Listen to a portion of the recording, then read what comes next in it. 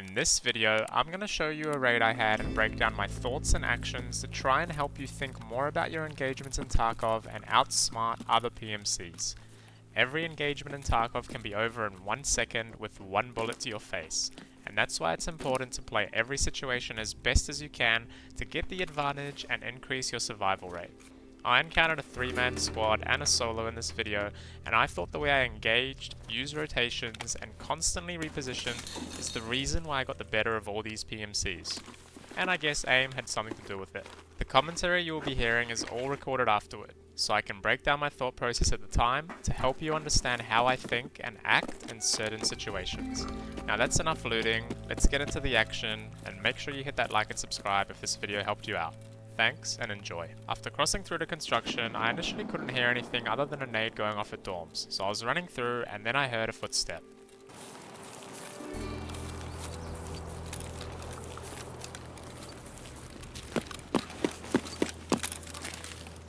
To me, this sounded like it was on my right and that they were running towards Crack House, so that's why you see me turn around and run there.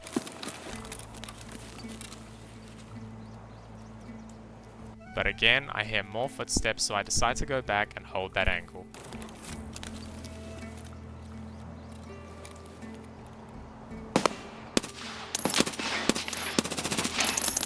Once I see and spray at that guy, I know that there's probably more than one, because I could hear footsteps that were closer to me and that guy was quite far away.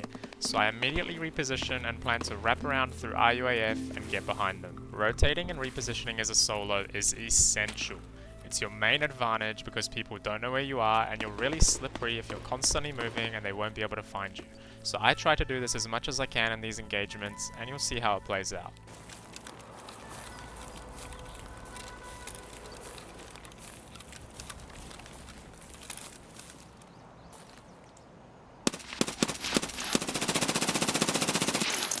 Once I get an angle, I see that it's more than one and I start spraying and I light them up.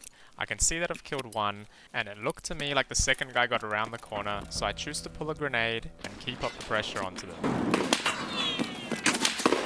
In the middle of this, we get shot in the back from somebody in Crack House. So now we know that there's a third party behind us and we have to be really careful. Now I think I'm in quite a dangerous spot and I probably shouldn't have stayed here as long as I did. I tried to use the hill as cover from the people behind me and focus my attention onto the guy at Crack House just to check if he pushes me or anything like that. After about 30 seconds of sitting there, I can't hear the guy in Crack House moving and I also don't see or hear anyone behind me towards construction. So I choose to reposition again to get out of the middle of them and try to wrap around into construction to see if I can finish the last guy off. Here's a good analogy to understand why it's always good to reposition as a solo. If you're the team in construction right now, you initially got shot from the left, then somebody killed your teammate towards Crack House, and now somebody's going to be wrapping around to the right. You don't even know where to look. You think it's probably a squad and that there's one person on each side, so they're probably not going to be expecting me to flank them right now, and they're going to be really paranoid watching both angles thinking they're up against another squad.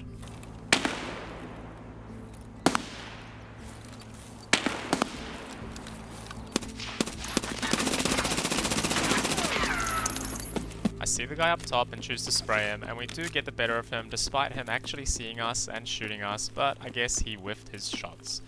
At this point, I'm thinking that we've probably wiped their entire squad, or there might be one left, so I want to continue being aggressive and I choose to run into that building that he was in to get a better look.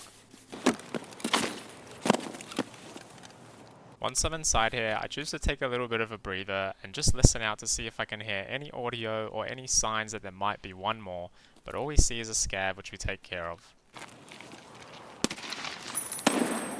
So now the main thing on my mind is the person who shot me in the back at Crack House whilst I was fighting them.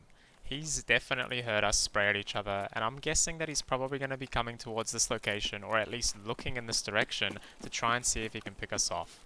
So that's my next focus. Once I realize that nobody else is left, I'm really trying to find this last guy that was at Crack House and kill him. My initial thoughts would be that he would have come down to where I was originally to check if he killed me or hurt me, and then he's going to be looking in this direction. So I choose to go to the left and then try and see if I can see him down that alleyway.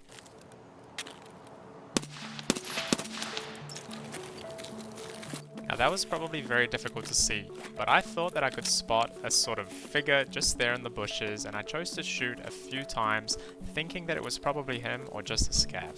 Once I did that though, again, I choose to reposition and go around, since if it was him and I didn't kill him, he's going to be focusing all his attention back at this way where I just was. So I like wrapping around towards our UAF so I can get a really easy angle on him. Unfortunately, it's Tarkov, and we find a scav who ruins our fun. So now if he's alive, he knows we're wrapping around, but I still choose to do it just to check if I killed him or if he's still there and he's hurt. What you just saw then was probably the worst play that I could have done. I panicked when those scavs shot me, I couldn't see him in the bush, so I chose to just jump out and run to the left behind the containers. If that guy was alive, he would have absolutely folded me whilst doing that, so I would not recommend it. We got a little bit lucky there, and it turns out that he was actually dead. So when I thought I saw him and I shot, I actually ended up killing him, so we're incredibly lucky that this play didn't result in us dying. So at this point, I'm pretty confident that I've cleared every single PMC in this area. Now I can safely loot everybody and look to extract afterwards.